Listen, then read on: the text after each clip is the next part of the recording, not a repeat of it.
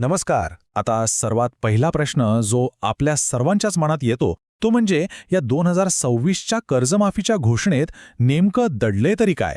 बघा, नुकत्याच सादर झालेल्या अर्थसंकल्पात एका मोठ्या कृषी कर्जमाफी योजनेची घोषणा झाली आहे. आणि महत्त्वाचं म्हणजे 30 जून 2026 पूर्वी ही योजना पूर्ण करण्याचं शासनाचं टार्गेट आहे.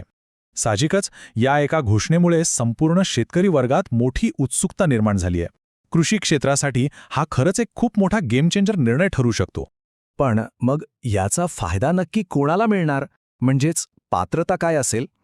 तर बघा, या योजनेचे जे मुख्य लाभार्थी आहेत ना, ते म्हणजे अल्प आणि अत्यल्प भूधारक शेतकरी. आता याचा सरळ अर्थ असा होतो की ज्यांच्याकडे जास्त शेतजमीन आहे, म्हणजेच जे बहुभूधारक शेतकरी आहेत, त्यांना बहुधा या लाभातून वगळलं जाण्याची दाट शक्यता आहे. हे या योजनेचं पहिलं आणि सर्वात बेसिक सूत्र आहे जे आपण लक्षात ठेवलं पाहिजे. आता हा आकडा ऐका, 2 लाख रुपये. जे शेतकरी मगाशी सांगितलेल्या पात्रतेच्या निकषांमध्ये बसतात त्यांच्यासाठी ही खूप मोठी आणि दिलासादायक बातमी आहे. या पात्र शेतकऱ्यांची जी थकीत असलेली अल्पमुदतीची पीक कर्ज आहेत ना, ती अधिकृतपणे माफ केली जाणार आहेत. आणि या कर्जमाफीसाठी कमाल आर्थिक मर्यादा चक्क 2 लाख रुपयांपर्यंत निश्चित करण्यात आली आहे. सोप्या भाषेत सांगायचं तर जास्तीत जास्त 2 लाख रुपयांपर्यंतचा कर्जमाफीचा थेट फायदा शेतकऱ्यांना मिळणार आहे. पण थांब, यात काळमर्यादा किंवा टाईमलाईन समजून घेणं खूप गरजेचं आहे. कोणती कर्ज या माफीसाठी पात्र असतील? तर ही कर्ज 2022-23, 2023-24 किंवा 2024-25 या 3 आर्थिक वर्षांमधीलच असली पाहिजेत. आणि सर्वात महत्त्वाची गोष्ट, यासाठी एक कट ऑफ तारीख दिली आहे, ती म्हणजे 30 सप्टेंबर 2025. अगदी स्पष्ट सांगायचं तर या अंतिम तारखेपर्यंतचीच सर्व थकीत कर्जे या योजनेत धरली जातील.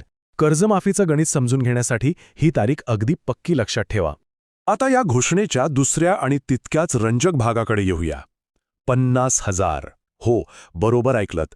जे शेतकरी आपलं कर्ज अगदी वेळेवर आणि नियमितपणे फेडत आहेत, ज्यांच्यावर कोणतीही थकबाकी नाही, अशा प्रामाणिक शेतकऱ्यांचाही यात विचार केलाय. ज्यांनी गेल्या 3 वर्षात सातत्याने आणि नियमितपणे कर्जाची परतफेड केली आहे, त्यांच्यासाठी 50,000 रुपयांचं एक स्वतंत्र प्रोत्साहनपर अनुदान जाहीर करण्यात आलंय.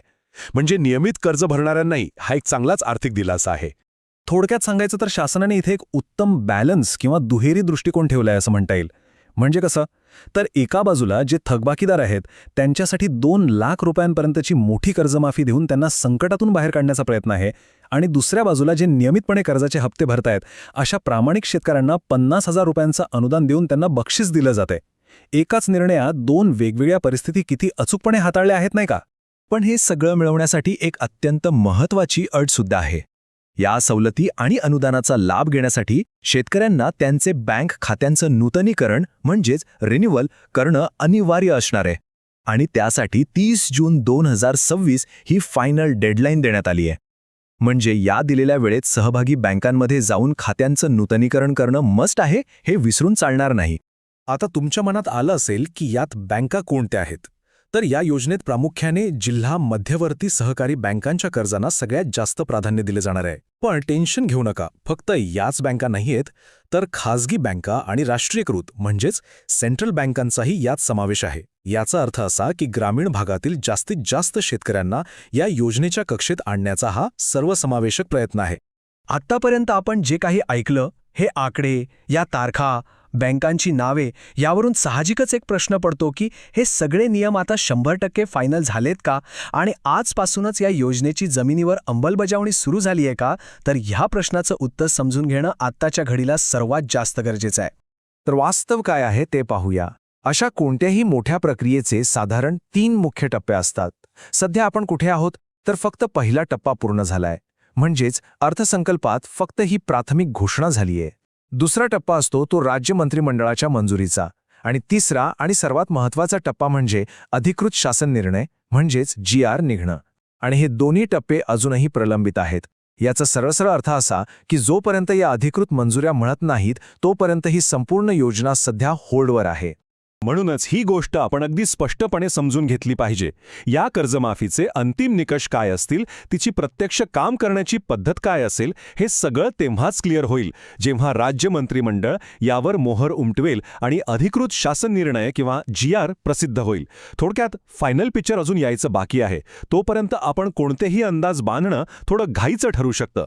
जोपर्यंत ही सगळी प्रशासकीय आणि कायदेशीर प्रक्रिया पूर्ण होत नाही तोपर्यंत आजचे हे विश्लेषण एका ब्लूप्रिंटसारखं काम करेल. आता येणारा अधिकृत GR या प्राथमिक घोषणेत काही मोठे बदल करतो का?